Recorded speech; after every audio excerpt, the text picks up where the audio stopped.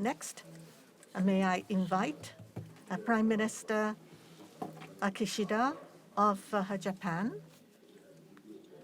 If you could give us your address from Tokyo on online basis. And it is most unfortunate that you have contracted COVID, and I am praying sincerely for your recovery soon. TICAD and the partnership between African Union and Japan is precious. So, Prime Minister Kishida, please take the floor. His Excellency President Said of the Republic of Tunisia, His Excellency President Sall of the Republic of Senegal, distinguished participants. It has been 6 years since I participated in TICAD 6 in Nairobi, the first TICAD held in Africa as Minister for Foreign Affairs, together with the late former Prime Minister Abe. Now, as Prime Minister, I am very pleased to co-chair TICAD 8, held this time in Tunis. Even though I am participating online, my passion for the development in Africa remains unchanged. Together with you all, I am determined to deepen the relationship between Japan and Africa through TICAD. Africa, which is expected to account for a quarter of the world's population by 2050, is a young and hopeful continent where we can expect dynamic growth. Mr. Kuma Kengo, one of Japan's leading architects, considers his experience in Western Africa to be his starting point as an architect. He is now devoting himself to training young Africans. For him, Africa is a special place where he was inspired and learned a lot during his youth. Mr. Kuma designed the main stadium for the 2020 Tokyo Olympics and Paralympics. I hope one day young Africans will follow him in designing architecture that represents their respective countries. Japan aspires to be a partner growing together with Africa.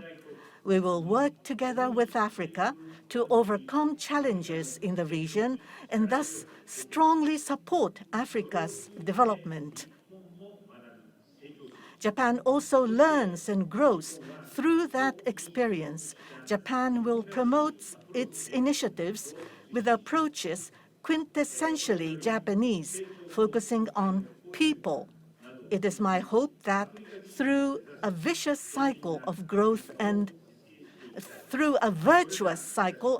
and distribution, Japan will help realize a resilient Africa that Africa itself aims to achieve. At TICAD 7, Japan announced a $20 billion in financial contributions to Africa within the private sector.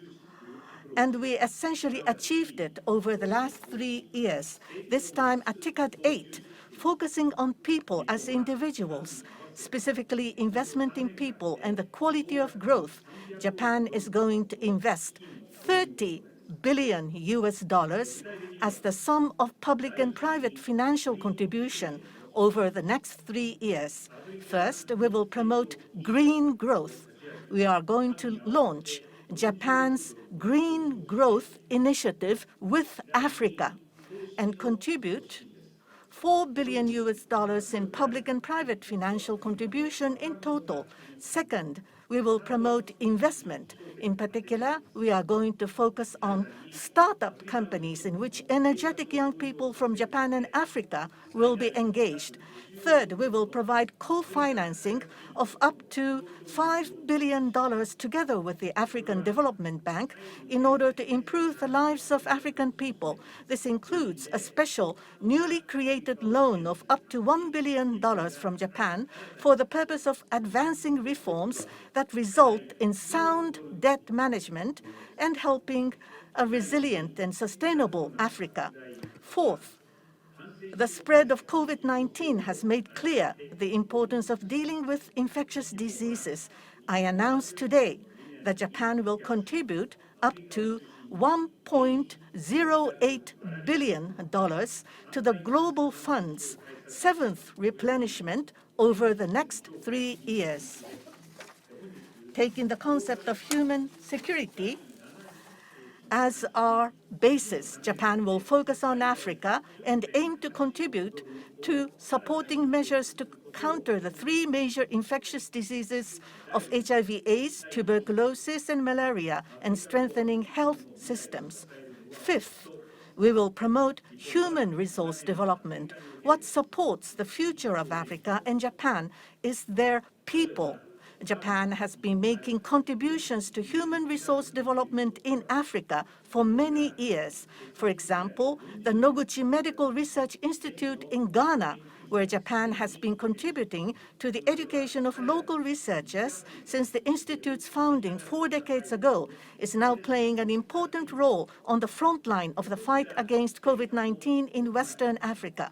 Based on these results, over the next 3 years, we will work to cultivate more than 300,000 professionals in a wide range of fields that include industry, health, medicine, education, agriculture, justice, and administration. The African Business Education Initiative for Youth, or ABE Initiative, has educated around 4,000 young African people as pilots supporting businesses in Japan and Africa. Mr. Amedayuno Trevor Christian from Côte d'Ivoire is one of these promising young Africans. With the expertise he acquired in Japan, he developed an app that performs scholarship information searches. Thanks to that app, more young people in his country have been able to find opportunities to study at universities. Many other young people like Trevor are next-generation business leaders in Africa who address social issues in their home countries while building multi-layer networks between Japan and Africa. It is also important to revitalize cross-border travel. Japan has recently reviewed its travel advice and warning on infectious diseases for countries and regions within low numbers of COVID-19 infections, including many African countries. I look forward to an expansion of activities by the people between Japan and Africa. Sixth is regional stabilization, which is a prerequisite if Africa is to unleash the potential of its people and essential for realizing African development. In Zambia, after receiving livelihood improvement support from JICA, a former refugee came to speak of her dreams of attending school and starting a business.